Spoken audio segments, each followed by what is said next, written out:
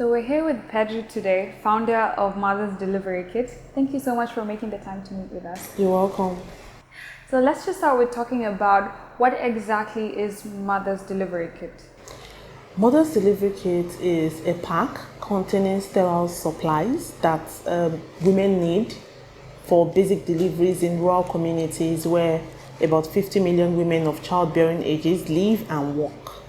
So these packs contains basic tools like the delivery mat, the infant receiver, the scalpel blades, the cotton wool, the gauze, chloroxidil gel, about 13 to 15 items really that birth attendants need to take delivery of women in rural communities. The pack also addresses two top causes of maternal mortality in Nigeria, which is infection and postpartum hemorrhage. Where did you come up with the idea to produce Mother's Delivery Kit? Did you have any medical background? So actually my background is in law. Wow. Yeah, I studied law. I worked as a lawyer. I left employment as the head of chambers of the Senior Advocate of Nigeria, which is like the highest ranking of lawyers in Nigeria. But in 2011, I lost a close friend at childbirth, and it was her death that put a face behind every statistics of maternal mortality that I had seen. When you hear 1 in 13 women at the risk of dying at childbirth, those are just numbers to you until you know someone who was the 1 in 13 in that particular year. And that was it for me. So I started understanding that behind those numbers are real people, families whose equilibrium will never be balanced, children who would never know their mothers, and husbands who would never ever see their wives again. And my friend was brilliant. She was educated. She had money. She sought one of the best healthcares in Nigeria. And her death made me keep wondering what was happening in rural communities with people who do not have the finances, who do not have information, who are not educated. They do not have access to sterile supplies, access to facilities, and access to quality healthcare practitioners. And that's when we started Mother's Delivery Kits. Okay, so how did you move from being a lawyer to, okay, I'm going to start this thing, no medical background at all I know is the pain that it is to lose someone from a thing that can't be avoided. How did you move from that? I think passion is something that really drives one, and the thing about passion is that it sees no limitation. Passion really sees impossibility, and passion will find a way to get things done. I mean, it may not take you all the way, but it will get you started. And as you start with the passion, other things that you need will begin to fall in place. And that was exactly what it was for me. So I did not immediately jump into Mother's Delivery Kit after I lost my friend. I wanted to do it with a friend, but she kept on saying no, because I was trying to mitigate, any loss that, okay, so if it fails, at least we have 2 people to share the failure with, but then she refused, and I realized that, this is your own vision, and I needed to just run with my own vision. And so I went into rural communities myself and visited and found women giving birth on bare floors. I saw midwives using their mouth to suck out mucus from noses of newborn because the women could not afford mucus extractor that cost about 50 cents. I saw women giving birth on bare floors because the delivery mat was luxury item. Gloves was also something very luxurious to them. And all this made me think about the fact that, one, clearly, access was a problem in many of these communities. And apart from access, affordability where they are available was also a problem. The reason is very simple. Many of the commercial transactions happen in Lagos. Lagos is like the commercial capital of Nigeria. It's also the coastal city. It's where the port bears everything. You must have heard about Apapa. I mean, that's where most of the commodities that are imported coming through. Many manufacturing companies are in Lagos too.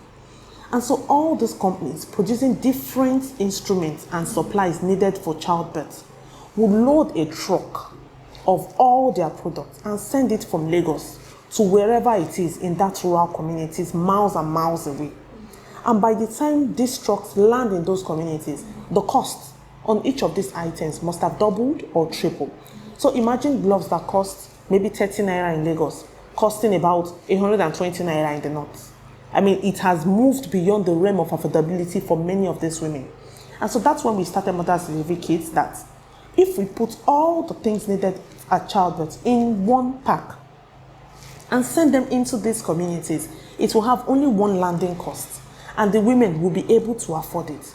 And then it also encourages antenatal, because at each antenatal session, the women are able to make a contribution towards the use of the kit at delivery. What about like the birth attendants that are actually using the kit? Is there, because for example, your friend was very wealthy, could afford the best health care. She probably had access to all these things, but still somehow that didn't work out for her. So I could imagine that it also has something to do with the skill around it. Absolutely. Absolutely. So one thing we realized in our work at Mothers Delivery Kits was that giving out kits is not enough. You need to train the attendants. They need to know what to do when complications set in, how to identify these complications, and then you need to keep them up to speed with current technologies and learnings in their area. So we do not just distribute kits, we also track it right down to the end user. We train birth attendants on the use of the things in the kit, because of what use is a kit in the hands of a person who do not even know how to use it, who do not know how to effect all the things in the kit. I mean, so training is a critical element of the work that we do. So far we have trained over 4,000 birth attendants across 346 communities in Nigeria. We have also been able to distribute over 500,000 kits across different communities in Nigeria too. When we say training is an essential component of not just delivery, but even the work we do. These birth attendants that we train also end up training other birth attendants in their location and providing quality service for the women under their care. It is only when birth attendants know more that they will be able to do more for the women under their care. If they don't know, they cannot do it. You can't give what you don't have.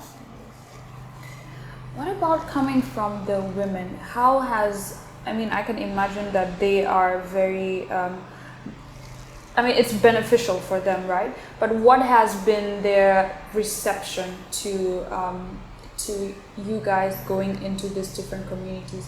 Maybe even let's start with, how do you go into the communities? How do you begin to have that kind of reach? Because that's a lot of people that you've trained, 4,000.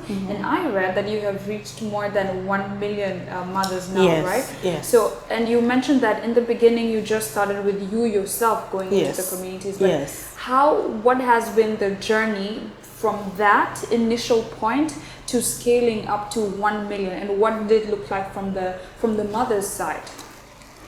So maybe by the time I answer that question, you would realize that the flip side is actually the question that we should focus on. What does it look like from the birth attendant's perspective? Because the mothers really, when people are pregnant and when they realize that death actually knocks at the door when you are pregnant, when they know someone who has died at childbirth, I mean, they do everything that the birth attendant tells them to do, every single thing. So as a birth attendant, if I'm running a birthing home and you are pregnant and you come into my birthing home and I give you this bottle of water and I pour some things in it and I shake them together and I say drink so that you would not die at childbirth, you will drink it without any question. Without any question. Because, hey, you have a history. You know your neighbor who died at childbirth. You know an aunt who died. You know someone who knows someone that has died. Church members, relatives, I mean work colleagues. You know people who have died. You would drink it without question. And it will be relevant at that time, whether I have the skills, whether I'm a trained practitioner or not. Those things will be inconsequential at that time, because this is a race against you and your life. So really, it's not the women who determine or who decide how they should receive us. The key people here is the birth attendants.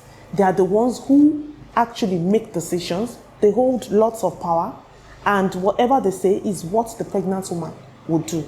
So how do we get into communities and reach out to these birth attendants? How do we get their cooperation? The first thing that we do when we go into communities is to seek partnership. We know our end goal. We want to be able to create behavioral changes in birth attendants so that they take issues of hygiene seriously, thereby decreasing infection.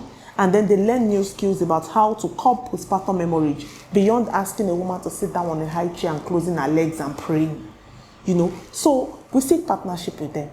We tell them that we are not here to replace whatever it is that they are doing. We're just here to help them get more customers. And the way to get more customers and invariably more income is to add all this to whatever it is they are doing. And so we bring our kids, we tell them that in addition to your herbs and concoctions and whatever, use the kits. So we start off that way. And then we start going on this journey gradually, till they voluntarily on their own begin to let go of the things that they do and begin to focus more on the kits and the other supports that we provide them. I mean, it's hard for you not to inculcate some of these things. You come for training every month. We track your progress every month. You have a tracking booklet to report to us on the number of women you see, number of referrals you have made, number of births, number of deaths, and all those things. When you have all that kind of support, and then we give you tools. We give you the delivery kits, we give you fetal dopplers, newborn resuscitators, we give you the non-pneumatic anti-shock garments for postpartum hemorrhage. It's hard for you not to use those things. It's very hard. And we do those things. When we give you, for instance, if we are going to give you a non-pneumatic anti-shock garment, we are going to give you, on a day you have antenatal, we are going to demonstrate it with the women under your care, so that those women indirectly know that they have these tools. And so when things start going haywire, they can open their mouth and ask for it, if that person is even unwilling to use it. So we do all those things, but not in a straightforward manner, because nobody will listen to you if you go and start saying, look, you can't be feeding them this concussion, you can't be doing this, you have to use this. Nobody's going to use it that way. So top skill when dealing with this birth attendant is a very strong interpersonal relationship, understanding who holds the power and influence in those communities. What other skills would you say are very important when it comes to actually achieving the impact that you have been able to? So it's strong interpersonal relationship skills, ability to manage two diverse opinions, and ability to even resolve conflicts in a manner that basically it's diplomacy. It's diplomacy. I mean, we have worked in a community where our problem was not actually the birth attendants or the pregnant women. Our problem was the government. We have worked in that type of community before. And basically, what was the problem? They had duplicated different positions. And so there was the Ministry of Health, the Primary Healthcare Board, and then there was a Primary Healthcare Board also within the Ministry of Local Government.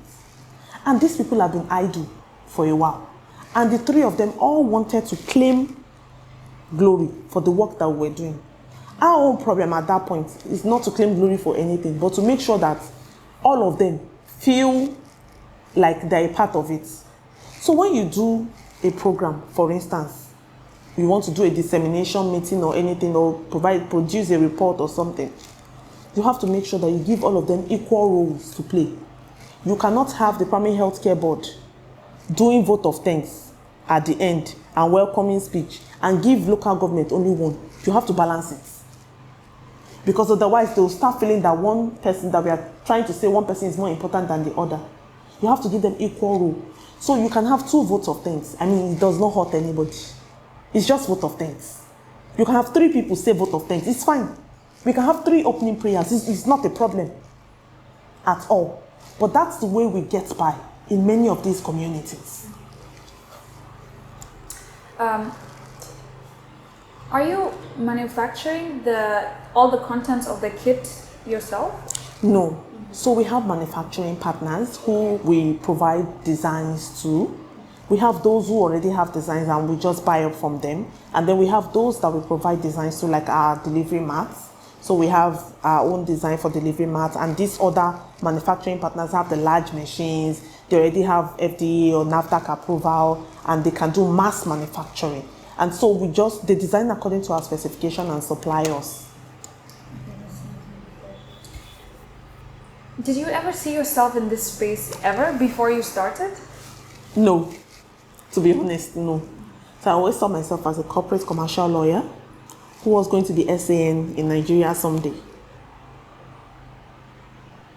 At what point, and I know that we have touched on this before a little bit, but I'm just very curious, and it's a question that we ask in general because it's very different to be sitting at one point and experiencing something and to just be able to say that this thing is wrong because of A, B, C, D, E, F. But then it requires, I think, a very specific kind of maybe even person to be able to look at that problem and say that I can solve that, and like let's do it. And I know we've talked about like it stemming from your friend's death, and I'm very sorry for your loss. But is there any other thing, any other point, any other drive, or was that the main thing that brought this to life and got you to believe in yourself to be able to start this? So I would say even my background in law also helped. Because when you look critically at the issue of maternal and child death, it's also an issue of rights. People have right to life. They have right to quality health care. And when they do not get this, I personally feel very aggrieved. So it's the issue or concept of justice and injustice. Because basically, the way I say it, which is around what we built the principle of the organization, is that the location of a woman at childbirth, as well as her economic status in life, should never ever be a factor in determining whether she lives or dies at childbirth. That reflects inequalities. And as a lawyer, inequality is not something I tolerate. I like to provide equal opportunities to people and things as long as it's within my power. And so I know that largely this should be something the government is looking into. But if the government is not doing it, I will do it. I will do something. Again, because I'm a very action-oriented person, which helps in taking risk because I hardly plan. So it's only when I get started that I now start encountering all those things. So I don't get bogged down because I hardly do detailed structure planning. So if I had done detailed structure planning, we probably won't be here now. Maybe we'll be interviewing me in 5 years' time, But I hardly, because I'm very action-oriented, I just want to do. And it's hard to, when you mix being action-oriented with personal loss and then jazz it up with someone who really seeks justice and dislikes inequality, you are going to have this kind of results. How did you fund everything? So in the beginning, it was self-funded. From my salaries as a lawyer, would go into the organization and everything. But now we have some partners. We have USADF, the United States African Development Foundation. We have Unilever London, basically funding our work. And that's how you are able to sustain everything and keep the kit also very affordable. Absolutely, exactly. Thank you so much for sharing. Were there any major road bumps, blocks that you hit on this way? Were there any challenges that you encountered, or were you just, okay, I have to solve this, I'm going into the first community and I'm putting these kits together and selling them at an affordable rate? Okay, so people just hear about, they've sold over 500,000, they've impacted over 1 million lives and everything. Nobody remembers that in the beginning, our first set of 30 kits that we sent out were all returned. Wow. Yes. Nobody remembers that. Everybody just talked about 500,000 kits. Oh, okay, yeah, they are impacting 346 communities. No. The first set of 30 kits we rolled out were all returned. All of it. Wow, let's talk about 30 kits. What happened? Okay, so we had made these kits and we made 30. And we had used sanitary pads, like the ones that have adhesive tapes behind them. We had used them in the kits as the pads to use in delivery. We did not consider that in rural communities, when women start bleeding, one of the first ways they intervene in the birthing home is to roll up the kit and stick it up in the woman. And so because the pads that we use had adhesive tapes, they could not roll it up and stick up something that has adhesiveness behind it and stick it in the woman. It was impossible. And they were basically using the type of pads that we're supposed to use were those that had woolen weaves, not the kind of plastic sheet weaves that light plastic that things like Always has. Yeah. So we didn't realize that. So just okay, pads. We bought Always, put 10 in a pack and everything and sent off, and everybody returned it. Wow. Every single person returned it. Wow. And so we had to like take feedbacks and now begin all over again and start sending out based on the feedbacks that we have received. Also, some other categories of people also complained that the kit did not have olive oil. Olive oil was important for some people in their communities because people fear childbirth a lot, and it's something they take to their spiritual leader to pray on. And so as they undertake delivery, they anoint themselves with the olive oil. Immediately the baby is born, they clean up the baby with the olive oil and things like that. So olive oil was an essential part of delivery for them. And so because our kid did not have it, and they didn't want it because it didn't have olive oil. And so some others were returned because of that. And so we had to now evolve and do this all over again and send out, and that's just... So you see, we have our own fair share of failure. Yeah, I mean, you experience this loss, you say, okay, I'm going to change this issue, I'm going to save lives, essentially, and then, you put all your heart and soul in it, you self-fund the first 30 kids and they're all being returned. I mean, it's like, what? Are you ungrateful? Right? So, but I think this should also teach us about actually seeing, treating the beneficiaries as customers and thinking, okay, what do the customers really need? And well, if it's olive oil that I need to put into the kids in order to be able to save lives, then that is what I have to do. Absolutely. It was a key lesson for us. You can produce something that people don't want. It's possible to produce something that people don't want. And the fact that people drink water does not mean they will buy your water. So it was a key lesson for us. What do you think makes you different from a traditional NGO, maybe?